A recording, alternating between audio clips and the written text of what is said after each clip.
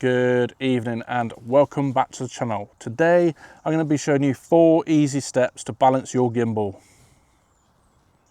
Let's go!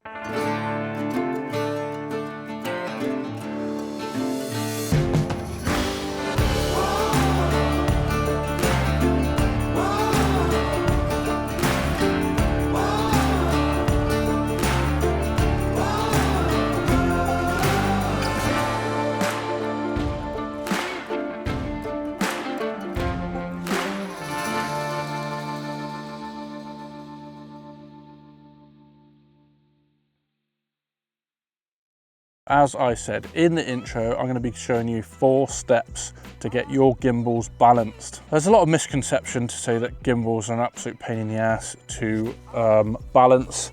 I've used Zhiyun gimbals and DJI gimbals since 2018 and it's pretty easy, pretty damn easy.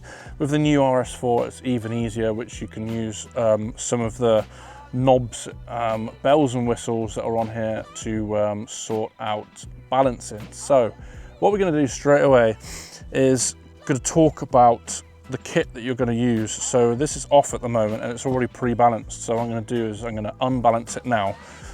I'm just going to mention that basically you need your camera set up with the monitor you're going to use, the audio setup that you're going to use, the lens you're going to use, everything like that. You need that set up so that that's basically what you're going to balance. There's no point in balancing it and then going, oh, I need to add the microphones, because then you've just put it out of whack. So make sure that your camera and your setup's all good to go before you balance it. At the moment, all I've got on here is a 24mm polarizing filter and a fixed prime lens. You can do it with a telephoto lens. Let's say, for example, you're using a 24-70. What I would do is put it to, let's say, 45mm, 50mm, like in between, and you would put it at the middle point and then balance it there, so that you're not likely to always be at 70mm and you're not always likely to be at 24mm. But if you are, then you have to rebalance. Then we're going to go through these steps now. So the first thing you're going to do is, I personally will lock off all the ones that are not going to balance. So I'll lock off these 2 here. There. So you're going to lock off this one that pivots, what do you call it, pans, and we've got one here that is on the other side. So we've only got this on here that you can see. Now, I always personally do it with the lens facing upwards, and as you can see, it's coming back towards me. It's dropping back towards me, so I know that I need to put the camera that way. Another point of reference is, if you think of these motors as your balance point, it will give you a kind of a common sense way of balance it in the first place. So I know the camera's shifted this way, you might not be able to see it from there, but it's shifted this way from the motor, so I know already that I need to put it down that way. So we're going to do that now, slide it across. The good thing with the RS4 Pro, I'm not 100% sure if you've got it on the other ones, but it's got Teflon coated, I think it is, I can't remember. Correct me in the comments. It's got a coating to make it easier to go backwards and forwards. So once you've done the up axis, if you want to call it that, you're going to tilt it, and I know it's going to go backwards still, because if you look at it here, the body of the camera still needs to go over. So on this side, well, you can see it from here, but on this side we have these knobs. One there loosened, you can make very, very small adjustments. So if I turn it around this way, you'll be able to see this is going to be fairly in line. Obviously you've got to account for the lens as well. I've locked it off though, so I'll put it down here just in case it falls off. So it's going backwards still, so I need to make it go forward a little bit. Let go. That's not too bad. So I'm going to lock it off. Make sure I lock it off first, as in on the clamp back here, and then keep testing and adjusting, making sure that everything's locked off. Something is loose. Feels like something is loose. Yeah, it is. I locked it off the wrong way. It's not bad. It's not bad. It should should stay in a general area, which it does.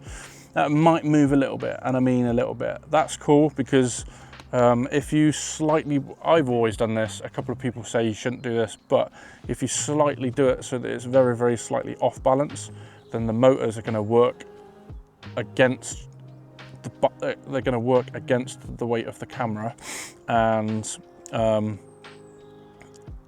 it's going to be your battery might not last as long because it's going to be working against it, but you're going to get the smoothest of movements. That's my experience anyway. Correct me if I'm wrong, or if you've had different experiences. Anyway, done that axis. We're going to lock that off. There we go, that's locked off. Next one we're going to do side to side. Now I can already see here, don't know if you can see that or not, but it's, in theory, it needs to go that way, I think. So when I unlock it, it'll probably tilt that way, which we'll see now, wherever it is. I always forget where it is, this side. Nope, not that one, my bad. There it is. Oh, not bad at all, to be fair. Not bad at all. Wow, that's awkward. That's bang on. Well, yeah, I don't need to do anything, so that's good. If I did, you would just make very, very small little adjustments. Keep turning it a little bit, backwards and forwards, good to go. Now, this one here is what makes it go panning. And what you're going to do is you're going to tilt it so that all the weight is off of, on here, all the weight is off of the rear leg. You're going to tilt it on the front feet. Now, I know this is going to move because I've already adjusted it. So I'm going to loosen it. Nope, I'm not going to loosen it yet. I'm going to unlock it. Now, when you turn it forward, I can see that it's always, see how quick that was? It's, oh, what I need to do is lock it back up. Cool. It's always going to be snapping back towards me. Snapping back towards me, because if you look down on the camera, the gimbal, the camera is further forward than this pivot point. So let's move it backwards.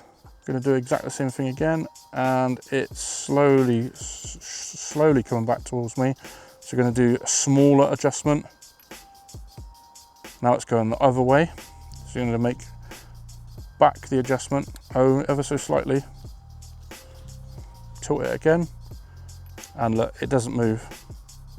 Good to go. That is step number 3. Now, what you're going to do is you're going to unlock all of them, making sure that everything's good to go. We're all perfectly balanced. Audio's good, screen's good, microphone's good. Everything is balanced the way it should be. And we're going to turn it on.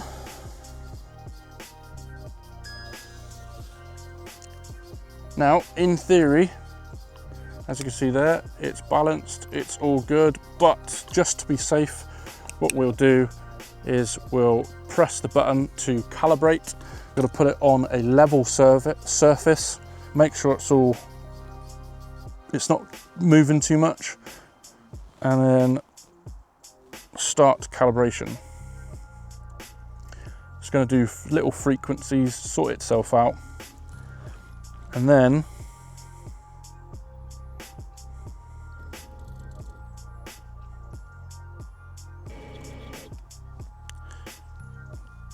eventually, there we go, gimbal calibrated, done. Back to the menu, back to the main screen. Yeah, pretty much good to go.